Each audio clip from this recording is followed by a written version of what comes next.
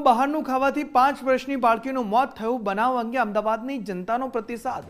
બહારની વાનગીઓ ખાવાના શોખીનો સાવધાન થઈ જજો. તંત્ર સરપ્રાઇઝ ચેકિંગ કરી તેમની સામે પગલાં ભરે તેવી લોકોની માંગ છે.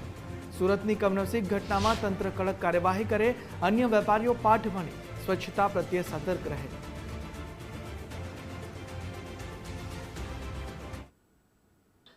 જો આમ તો દરેક હોટલવાળાએ પણ એ ખાસ ધ્યાન રાખવું જોઈએ કે હાઇજેનિક ફૂડ દરેક એમના કસ્ટમર્સ જે આવે છે એમને પ્રોવાઈડ કરવું જોઈએ, કારણ કે અત્યારે બધા બહારના ખાવાના બહુ શોખીન છે.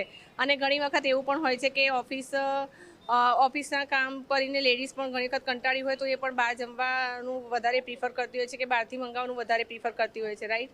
તો પછી એ વખતે હોટલ્સવાળાએ અને રેસ્ટોરન્ટ્સવાળાએ ખાસ એની ઉપર ધ્યાન રાખવું જોઈએ કે હાઇજેનિક ફૂડ પ્રોવાઈડ કરે. અને જો એ હાઇજેનિક ફૂડ પ્રોવાઈડ કરવામાં બેદરકારી દાખવે તો તેની સામે તંત્રએ ખાસ પગલાં લેવા જોઈએ. આપણે મોસ્ટ ઓફલી તમારે જમવું હોય તો વ્યવસ્થિત બધું સાફ સફાઈ જોવી જોઈએ, તમારે કેવું છે કેવું નથી. મોસ્ટ ઓફ જગ્યાએ તમે ક્લિનિંગ હાઇજીન જોઈને તમે ફૂડ પ્રિપેર કરો તો સારું છે તમારા હેલ્થ માટે અને ફેમિલીના હેલ્થ માટે.